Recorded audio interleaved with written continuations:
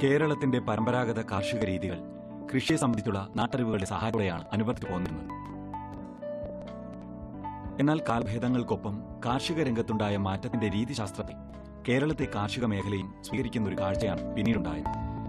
ഈ ശ്രദ്ധേയമായ പരിവർത്തനത്തിനു പിന്നിൽ സംസ്ഥാന കൃഷിവകുപ്പിന്റെയും കാർഷിക ഗവേഷണ സ്ഥാപനങ്ങളുടെയും നിരന്തരമായ ഇടപെടലുകളുമുണ്ടായി. കൃഷിവിജ്ഞാന കേന്ദ്രങ്ങൾ, പ്രാദേശിക കാർഷിക ഗവേഷണ സ്ഥാപനങ്ങൾ, അവിടെ നടന്നുപോരുന്ന ആധുനിക ശാസ്ത്രീയ വൈജ്ഞാനിക പഠന പ്രക്രിയകൾ, അർപ്പണബോധമുള്ള ഉദ്യോഗസ്ഥർ, കൃഷിയുടെ പ്രാധാന്യം കണ്ടറിഞ്ഞ് പ്രതിബദ്ധതയോടെ മുന്നിട്ടിറങ്ങിയ സ്വാശ്രയ കർഷക സംഘങ്ങൾ തുടങ്ങിയ ഘടകങ്ങൾ കർഷകർക്കൊപ്പം കൂട്ടിച്ചേർന്നപ്പോൾ കേരളത്തിന്റെ കാർഷിക മുഖം മികവിന്റെ ഹരിതശോഭയണിയുകയായിരുന്നു.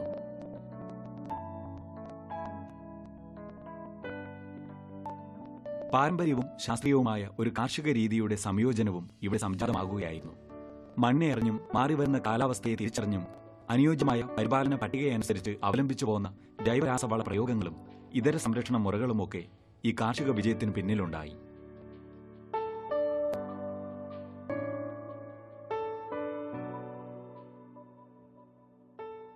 കർഷകന് തന്റെ കാർഷികോൽപ്പന്നങ്ങൾക്ക് കമ്പോളത്തിൽ നല്ല വില ലഭിച്ചു തുടങ്ങിയതോടെ കേരളത്തിന്റെ വയലുകളിലും തൊടികളിലും അതുവരെ കാണാതിരുന്ന ഒരു ഉണർവിന്റെ സജീവ സാന്നിധ്യം ദൃശ്യമാകുകയായിരുന്നു.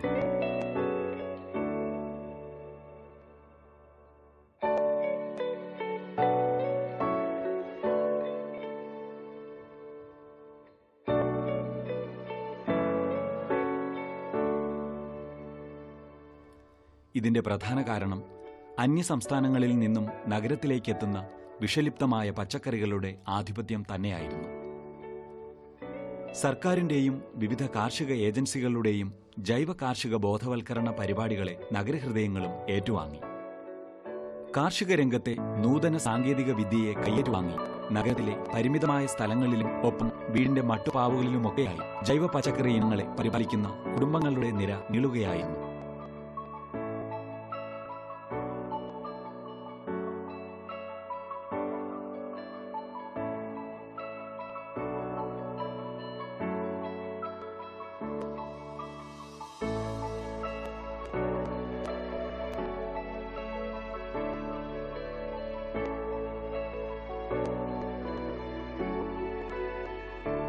കുറഞ്ഞ സ്ഥലത്ത് കൂടുതൽ കൃഷി ചെയ്യാവുന്ന പോളിഹൌസ് കൃഷിരീതി, കൃത്യതാ കൃഷി പോലുള്ള ആയാസരഹിതമായ കൃഷിപരിപാലനം തുടങ്ങിയ ആധുനിക കാർഷിക കാഴ്ചപ്പാടുകളെ പല കർഷകരും സ്വീകരിച്ചതോടെ ഗ്രാമങ്ങൾക്കൊപ്പം നഗരങ്ങളും സമൃദ്ധവും സംശുദ്ധവുമായ ഒരു കാർഷിക സംസ്കാരത്തിന് രൂപമേകുകയായിരുന്നു. കാർഷിക തലത്തിലുണ്ടായ ഈ മാറ്റങ്ങളെ സസൂക്ഷ്മം വിലയിരുത്തുകയും അതിലെ സാധ്യതകൾ കണ്ടറിയുകയും ചെയ്ത് കാർഷിക വൃത്തിയെ തങ്ങളുടെ ജീവിത വഴിയോട് ചേർക്കാൻ തയ്യാറായ രണ്ട് യുവ കർഷക സുഹൃത്തുക്കളാണ് സജീവും ബിജുവും.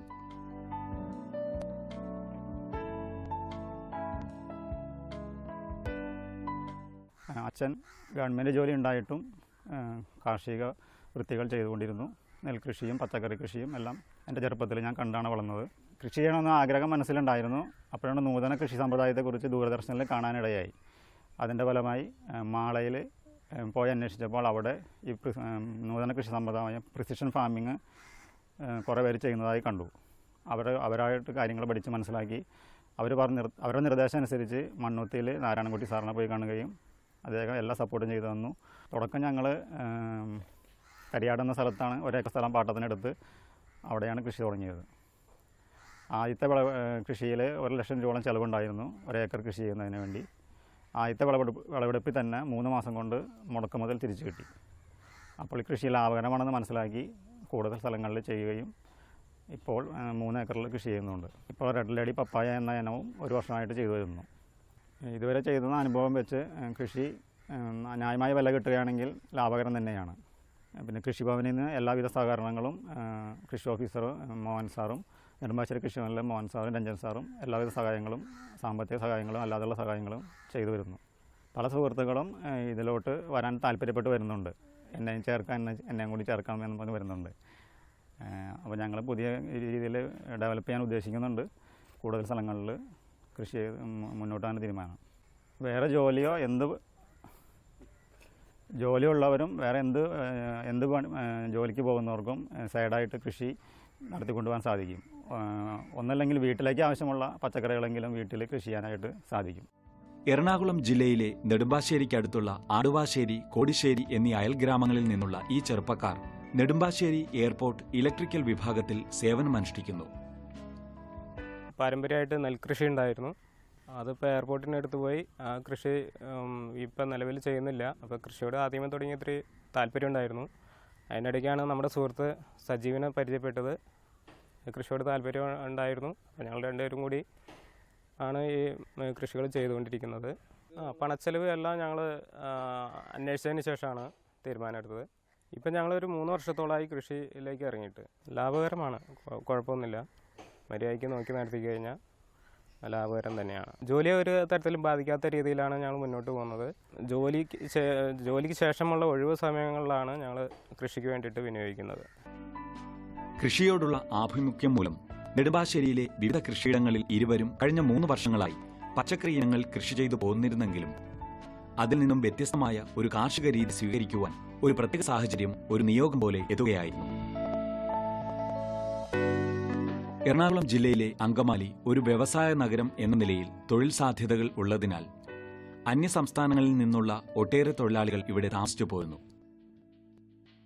അങ്കമാലിയിലെ യാക്കോബിന്റെ 80 സെന്റോളം വരുന്ന ഭൂമി തൊഴിലാളികൾക്ക് താമസിക്കാനായി നൽകി പോന്നിരുന്നെങ്കിലും യാക്കോബ് മറ്റൊരു സ്ഥലത്തേക്ക് പുതിയ വീട് വെച്ച് മാറി താമസിക്കവേ തൊഴിലാളികൾ ഒഴിഞ്ഞുപോയ തന്റെ സ്ഥലം കൃഷി ചെയ്യുന്നതിനായി പാട്ടത്തിനെടുക്കാൻ അഭ്യർത്ഥിച്ചുകൊണ്ട് യാക്കോബ് സജീവിനെയും ബിജുവിനെയും സമീപിക്കുകയായിരുന്നു. മണ്ണിനെ മനസ്സ് നിറഞ്ഞു സ്നേഹിക്കുന്ന ആ ചെറുപ്പക്കാർ യാക്കോബിന്റെ മണ്ണിനെയും സ്വീകരിച്ചു. കാടും പടലും നിറഞ്ഞുകിടന്നിരുന്ന സ്ഥലം വെട്ടിത്തെളിച്ച് മണ്ണ് പരുവപ്പെടുത്തി സജീവും ബിജുവും തങ്ങളുടെ പുത്തൻ കൃഷിക്കളം തീർത്തു. പിന്നീട് അവിടെ കണ്ടത് അധ്വാനത്തിന്റെ മാത്രകൾ മാത്രം. വെട്ടിമാറ്റിയ പച്ചിലകൾ മണ്ണിൽ അടിവളമാക്കി തുടർന്ന് മണ്ണ് വാരകോരി ചാണകപ്പൊടി, കോഴിക്കാരം, വേപ്പിൻ പിണ്ണാക്ക്, എല്ലുപൊടി എന്നിവ ചേർന്ന മിശ്രിതം മണ്ണിൽ ചേർത്ത് വാനം തയ്യാറാക്കി. വാരകൾക്ക് 50 മീറ്റർ നീളമുണ്ടായിരിക്കും. ആധുനിക കൃഷിരീതിയിലെ കൃത്യതാ കൃഷിയാണ് ഇരുവരും ഈ കൃഷിയിടത്തിൽ അവലംബിച്ചത്.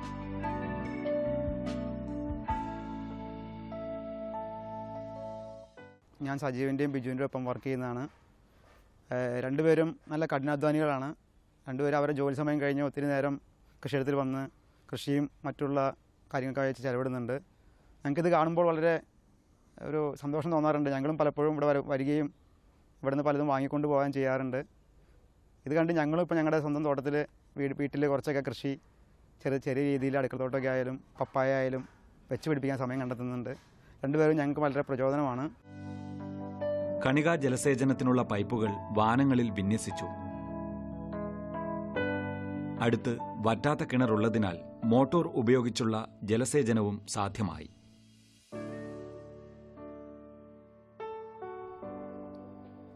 ജലസേചനത്തിനുള്ള സാധ്യതകൾക്ക് മുൻഗണനയേകിയാണ് സജീവും ബിജുവും ഏതു ഭൂമിയും കൃഷിക്കായി തിരഞ്ഞെടുക്കുന്നത്.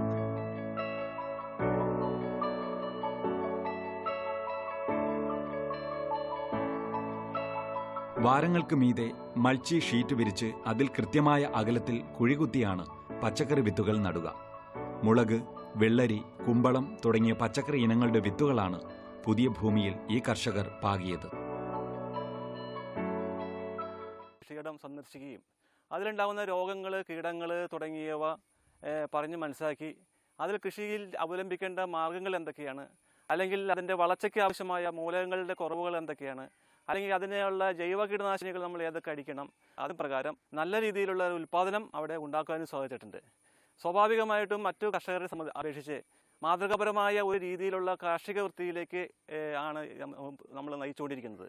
എനിക്കറിയാവുന്ന കാര്യങ്ങളാണെങ്കിൽ ഞാൻ അപ്പോൾ തന്നെ പറഞ്ഞു കൊടുക്കുകയും അറിയാത്ത കാര്യങ്ങൾ ഞാൻ അപ്പോൾ തന്നെ എൻ്റെ മേലഫീസർമാരോട് പറഞ്ഞ് അത് അന്വേഷിച്ച് അല്ലെങ്കിൽ യൂണിവേഴ്സിറ്റിയായിട്ട് ബന്ധപ്പെട്ട് അതിനാവശ്യമുള്ള എല്ലാ നിർദ്ദേശങ്ങളും അപ്പോൾ തന്നെ ചെയ്തു കൊടുത്തിട്ടുണ്ട്. ഏതായാലും ആധുനിക രീതിയിലുള്ള കൃഷി രീതികളും പിന്നെ ഫെർട്ടിഗേഷൻ വിത്ത് മൾച്ചിങ് തുടങ്ങിയ രീതികളും സ്വാഭാവികമായിട്ടും മാനസികമായിട്ടും വളരെയധികം സന്തോഷം കൊടുക്കുന്ന ഒരു മേഖലയാണ് ഈ കാർഷിക മേഖല. കുമ്പളം ഏതാണ്ട് 60 ദിവസം കൊണ്ട് പൂവിടുന്നു. 90 ദിവസം എത്തുമ്പോഴേക്കും കുമ്പളം വിളവെടുപ്പിന് പാകമാകുന്നു. ജൈവവള പ്രയോഗത്തിനാണ് പച്ചക്കറി കൃഷിയിൽ പ്രാധാന്യം. പച്ച ചാണകം, വേപ്പിൻ പിണ്ണാക്ക്, എല്ലുപൊടി, കപ്പലണ്ടി പിണ്ണാക്ക് എന്നിവ ജലത്തിൽ ചേർത്തിളക്കി തയ്യാറാക്കുന്ന മിശ്രിതം 5 മുതൽ 7 ദിവസം വരെ വച്ച് പുളിപ്പിച്ചെടുത്ത് അതിലെ തെളിവെള്ളം തുള്ളി ജലസേചനം വഴി പച്ചക്കറികളുടെ ചുവട്ടിലേക്കെത്തിക്കുന്നു.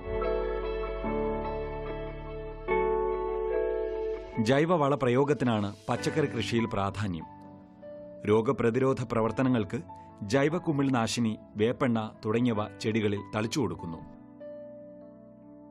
ചെടികളുടെ നാമ്പു തിന്നാനെത്തുന്ന കാട്ടുമുയലുകളാണ് ഈ കർഷകരുടെ പ്രധാന ശത്രുക്കൾ. ഇവയെ പ്രതിരോധിക്കാനായി ചെടികളിൽ പച്ച ചാണകം പുരട്ടുന്നത് വളരെ ഫലപ്രദമാകുകയും ചെയ്യുന്നു.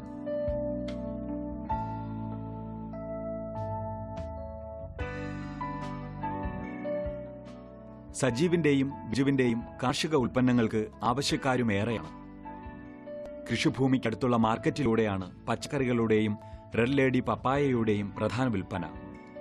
ആവശ്യക്കാർ കൃഷിയിടത്തിലെത്തിയും ഈ കർഷകരുടെ ജൈവ പച്ചക്കറികൾ വാങ്ങിപ്പോകുന്നു.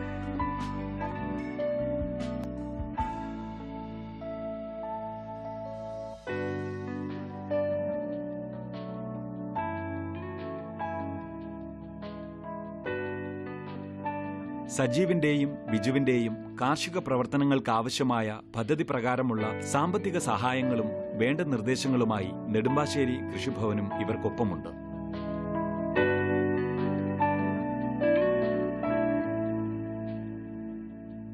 യുവ കർഷകരായ സജീവും ശ്രീ ബിജുവും കഴിഞ്ഞ ഒക്ടോബർ മാസത്തിൽ ഈ 1 ഏക്കർ സ്ഥലത്ത് പാട്ടത്തിനെടുത്ത് ഇവിടെ കുമ്പളവും വെള്ളരിയും ഇവർ ചെയ്തു. ഈ കഴിഞ്ഞ 4 പ്രാവശ്യമായിട്ട് ഇവർ ഹാർവസ്റ്റ് നടക്കുകയാണ്. നമ്മുടെ കൃഷിഭവൻ്റെ എല്ലാവിധ സഹായങ്ങളും ഇവർ ഒന്ന് വാങ്ങാറുണ്ട്. ഇടയ്ക്കിടയ്ക്ക് കൃഷി ഭവനിൽ ഇവർ ബന്ധപ്പെടുന്നതുകൊണ്ട് ഇവരുടെ ഫീൽഡിലേക്ക് വരാൻ നമുക്കും വളരെ ഇൻട്രസ്റ്റാണ്. ഇവർ പരിപൂർണമായിട്ടും ജൈവ കൃഷിയാണ് ചെയ്യുന്നത്. ആദ്യമായിട്ടാണ് ഇവർ കുമ്പളം നട്ടത്. അപ്പം വലിയ കീടങ്ങളൊന്നും വന്നിട്ടില്ല. ഒരു പ്രാവശ്യം മാത്രം പുഴുവിനും മരുന്നടിക്കേണ്ടി വന്നു. എന്തായാലും ഈ പരിപൂർണമായിട്ടും ജൈവ കൃഷി ചെയ്യുന്നതുകൊണ്ട് നല്ല മാർക്കറ്റിംഗ് ഉണ്ട്. കഴിഞ്ഞ പ്രാവശ്യം ഇതിന് 1 കിലോയ്ക്ക് 8 രൂപ കിട്ടിയ സ്ഥാനത്താണ് ഇപ്പം 16-17 രൂപയ്ക്ക് ഇവർ ഈ കുമ്പളം മാർക്കറ്റിംഗ് ചെയ്യുന്നത്. ഇത് നമ്മുടെ പഞ്ചായത്തിലെ എല്ലാ യുവജനങ്ങൾക്കും ഒരു മോട്ടിവേഷനാണ്. ഇവരുടെ ഈ ഡെഡിക്കേഷൻ, കൃഷിയോടുള്ള ഡെഡിക്കേഷൻ കൂടുതൽ ആൾക്കാരിലേക്ക് വ്യാപിപ്പിക്കാൻ കൃഷിഭവനും വേണ്ട വിധത്തിലുള്ള സഹായം ഇവരെ പ്രയോജനപ്പെടുത്തുന്നതാണ്. എന്തായാലും ഈ ഫീൽഡിൽ ഇങ്ങനൊരു കൃഷി ഇവർ ചെയ്തതിൽ വളരെ സന്തോഷം തോന്നുന്നുണ്ട്. ഇതെല്ലാവർക്കും ഒരു മാതൃകയാകട്ടെ. കൃഷിഭൂമി ഒരുക്കൽ, വിത്ത്, വളം, പരിചരണ മുറകൾ തുടങ്ങിയ കാർഷിക പ്രവർത്തനങ്ങൾക്കും നല്ലൊരു തുക തന്നെ ഈ കർഷകർക്ക് ചെലവായി. വരവിന്റെ അനുപാതം താഴ്ന്നു തന്നെ. കൃഷിയിലെ വരവ് ചെലവ് കണക്കുകൾക്കപ്പുറത്ത് കൃഷിയെ ഹൃദയത്തിലേറ്റിയ ഈ യുവ കർഷകർ വിളകളെ പരിപാലിച്ചു വളർത്തുക എന്നതിൽ മാത്രം ആനന്ദം കണ്ടെത്തുന്നു. പച്ചക്കറി വിളകൾ പാകമാകവേ അവരുടെ തൊടിയിൽ പപ്പായ വളരുന്നു. പപ്പായ പാകമാകുമ്പോൾ പച്ചക്കറികളും വളരുന്നു. അത് കണ്ണിറയെ കണ്ട് മണ്ണും മനുഷ്യനും ചേരുന്ന ഉദാത്തമായ കാർഷിക സൗന്ദര്യത്തെ ഈ യുവസൗഹൃദം പരസ്പരം പങ്കുവയ്ക്കുന്നു. കൃഷി നഷ്ടമെന്നോ കാർഷിക വൃത്തിക്ക് നിലവാരമില്ലെന്നോ ഒക്കെ വ്യാഖ്യാനിക്കുന്ന ഒരു തലമുറയ്ക്ക് മുമ്പിൽ നെടുമ്പാശ്ശേരിയിലെ സജീവും ബിജുവും വേറിട്ട വ്യക്തിത്വ വിശേഷങ്ങളായി മാറുന്നു. പാരമ്പര്യവും പരിവർത്തനവും പരസ്പര പൂരകമാക്കി പാടത്തേക്കോ തൊടിയിലേക്കോ ഇറങ്ങിയാൽ നാടിന്റെ ഹരിതവസന്തം അവിടെ ദർശിക്കാനാകുമെന്ന് ഈ ചെറുപ്പക്കാർ പറയുമ്പോൾ അത് നമ്മുടെ കാർഷിക മേഖലയ്ക്ക് ഏകുന്നത് ഒരു തിരിച്ചറിവിന്റെ സന്ദേശം തന്നെ.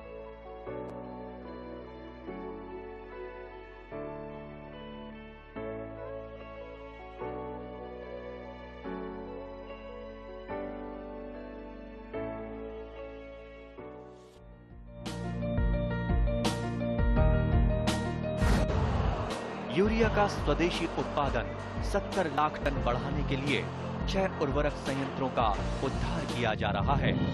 FCIL के गोरखपुर, सिंदरी, तलचर और रामागुंडम संयंत्र, HFCL की बरौनी इकाई और BVFCL की नामरू फोर्थ।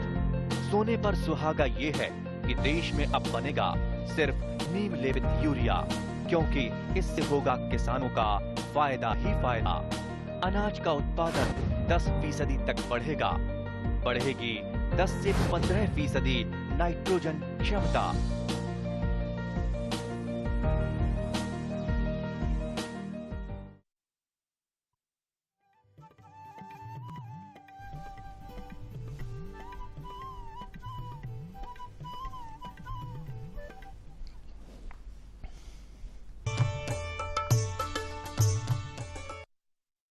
നമസ്കാരം.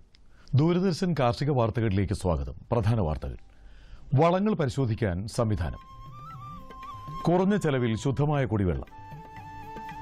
തണ്ണീർത്തട ജലാശയ സംരക്ഷണത്തിൽ ത്രിതല സംവിധാനം.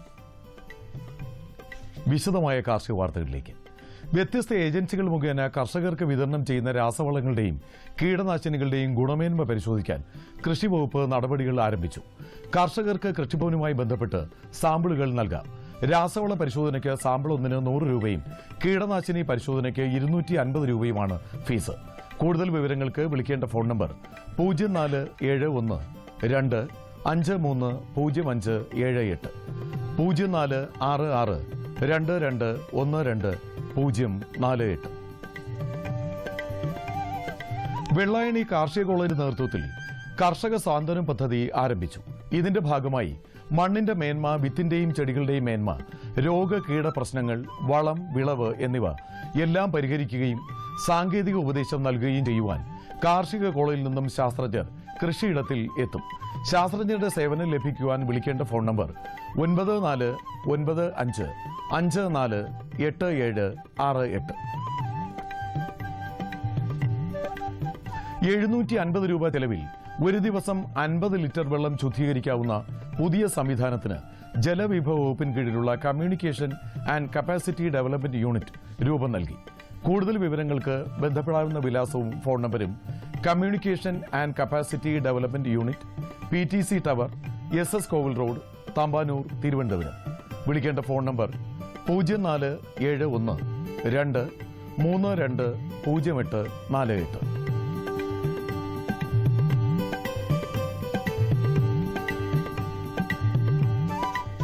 ഇറച്ചിക്കും മുട്ടയ്ക്കും വേണ്ടിയുള്ള കോഴി വളർത്തൽ സംരംഭത്തിൽ പങ്കാളികളാകാൻ കർഷകരിൽ നിന്ന് പൌൾട്രി വികസന കോർപ്പറേഷൻ അപേക്ഷകൾ ക്ഷണിക്കുന്നു.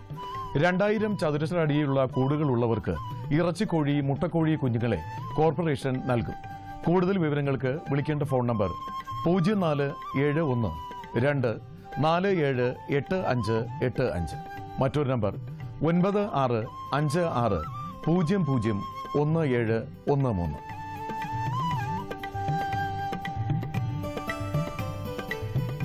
കേരളത്തിലെ ജലാശയങ്ങളും തണ്ണീർത്തടങ്ങളും സംരക്ഷിക്കുന്നതിനായി ത്രിതല മാനേജ്മെന്റ് സംവിധാനം. മുഖ്യമന്ത്രി ചെയർമാനായുള്ള വെറ്റ്ലാൻഡ് അതോറിറ്റി, ചീഫ് സെക്രട്ടറി ചെയർമാനായുള്ള സ്റ്റിയറിംഗ് കമ്മിറ്റി, വെറ്റ്ലാൻഡ് ബോർഡ് എന്നിവ അടങ്ങുന്നതാണ് ത്രിതല മാനേജ്മെന്റ് സംവിധാനം. സർക്കാർ സമർപ്പിക്കുന്ന മാനേജ്മെന്റ് ആക്ഷൻ പ്ലാൻ അനുസരിച്ച് കേരളത്തിലെ തണ്ണീർത്തട ജലാശയ സംരക്ഷണത്തിനാവശ്യമായ എല്ലാ സാങ്കേതിക സാമ്പത്തിക സഹായങ്ങളും കേന്ദ്ര സർക്കാർ നൽകും. വർക്കല ഓടയം ഹാച്ചറിയിൽ നിന്ന് മികച്ച ഇനം കാരച്ചമീൻ കുഞ്ഞുങ്ങളെ ലഭിക്കുന്നതാണ്. കൂടുതൽ വിവരങ്ങൾക്ക് വിളിക്കേണ്ട ഫോൺ നമ്പർ 9447 90 9128.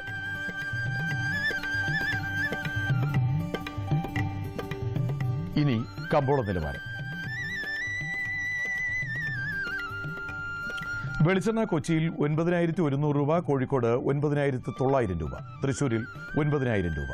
കൊപ്ര കൊച്ചിയിൽ 6205 രൂപ, കോഴിക്കോട് 6350 രൂപ, തൃശൂരിൽ 6230 രൂപ. കുരുമുളക് അൺഗാർബിൾഡ് 63600 രൂപ, ഗാർബിൾഡ് 66600 രൂപ. ചുക്ക് മീഡിയം 18000 രൂപ, ബെസ്റ്റ് 19500 രൂപ. മഞ്ഞൾ സേലത്ത് 11100 രൂപ, ഈറോഡിൽ 11300 രൂപ. അടയ്ക്ക പഴയത് 25000-നും 26000-നും മതി. കൊച്ചിയിൽ റബ്ബർ 5ാം ഗ്രേഡ് 10000 രൂപ, 4ാം ഗ്രേഡ് 10200 രൂപ. കോട്ടയത്ത് റബ്ബർ 5ാം ഗ്രേഡ് 10000 രൂപ, 4ാം ഗ്രേഡ് 10300 രൂപ. കമ്പോള നിലവാരം കൊച്ചി മാർക്കറ്റിൽ. വെളിച്ചെണ്ണ 9100 രൂപ, കൊപ്ര 6205 രൂപ, പിണ്ണാക്ക് എക്സ്പെല്ലർ 2100 രൂപ, റോട്ടറി 2400 രൂപ. കുരുമുളക് അൺഗാർബിൾഡ് 63600 രൂപ, ഗാർബിൾഡ് 66600 രൂപ. ചുക്ക് മീഡിയം 18000 രൂപ, ബെസ്റ്റ് 19500 രൂപ. അടയ്ക്ക പുതിയത് 17000-നും 20000-നും മതി. ജാതിക്ക തൊണ്ടൻ 200-നും 230-നും മതി. തൊണ്ടില്ലാത്തത് 440-നും 460-നും മതി. ജാതിപത്രി 650-നും 925-നും മതി. ഗ്രാമ്പു 790 രൂപ. റബ്ബർ RSS 5ാം ഗ്രേഡ് 10000 രൂപ, 4ാം ഗ്രേഡ് 10200 രൂപ. ഒട്ടുപാൽ 6300 രൂപ, ലാറ്റക്സ് 7000 രൂപ. കമ്പോളാവലോകനം.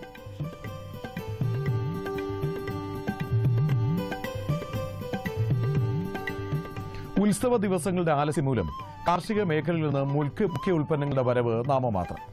ലഭ്യത കുറവ് മൂലം ഇടപാടുകളുടെ തുടക്കത്തിൽ കുരുമുളക് കിലോ 672 രൂപ രേഖപ്പെടുത്തി. ആഭ്യന്തര വിദേശ വിപണിയിൽ നിന്ന് പുതിയ അന്വേഷണങ്ങൾ എത്തിയില്ല. അന്തർ സംസ്ഥാന വ്യാപാരികൾ ചുക്ക് സംഭരണത്തിൽ വരുത്തിയ നിയന്ത്രണം തുടരുന്നു. മികച്ച ഇനം ചുക്ക് കിലോ 200 രൂപ രേഖപ്പെടുത്തി. മെച്ചപ്പെട്ട വില പ്രതീക്ഷിച്ച് ഉൽപാദകർ ചരക്ക് പിടിക്കുന്നുണ്ട്. മഞ്ഞൾ വിലയിൽ മാറ്റമില്ല. അതേസമയം ജാതിക്ക, ജാതിപത്രി വിലകളിൽ നേരിയ ചാഞ്ചാട്ടം ദൃശ്യമായി. ഇന്ന് ശാന്തൻപാറയിൽ നടന്ന ഏലക്ക ലേലത്തിൽ മികച്ച ഇനങ്ങൾ കിലോ 746 രൂപയും ശരാശരി ഇനങ്ങൾ 557 രൂപയും രേഖപ്പെടുത്തി. അനുകൂല കാലാവസ്ഥ ഏലക്ക ഉൽപാദനം ഉയർത്തി. വിദേശത്തുനിന്ന് റബ്ബറിന് നേരിട്ട വില തകർച്ച കണ്ട് ഇന്ത്യൻ വ്യവസായികൾ ഷീറ്റ് വില ഉയർത്താൻ തയ്യാറായില്ല. മധ്യ കേരളത്തിലെ വിപണികളിൽ റബ്ബർ വരവ് നാമമാത്രമാണ്. വെളിച്ചെണ്ണയ്ക്ക് മാസാരംഭ ഡിമാൻഡ് അനുഭവപ്പെടുന്ന പ്രതീക്ഷയിലാണ് നാളികേര കർഷകർ. ഇനി കാലാവസ്ഥ. പ്രധാന നഗരങ്ങളിൽ രേഖപ്പെടുത്തിയ താപനില: കണ്ണൂർ കൂടിയ താപനില 34.8 ഡിഗ്രി സെൽഷ്യസ്, കുറഞ്ഞ താപനില 23.1 ഡിഗ്രി സെൽഷ്യസ്. കോഴിക്കോട് 36.7 23, കൊച്ചി 32.2 24.6, ആലപ്പുഴ 31.8 23.7, പുനലൂർ 31.7 23.5, തിരുവനന്തപുരം കൂടിയ താപനില 34.2 ഡിഗ്രി സെൽഷ്യസ്, കുറഞ്ഞ താപനില 23.8 ഡിഗ്രി സെൽഷ്യസ്. ഇതോടെ ഇന്നത്തെ കാർഷിക വാർത്തകൾ പൂർണ്ണമാകുന്നു. നമസ്കാരം.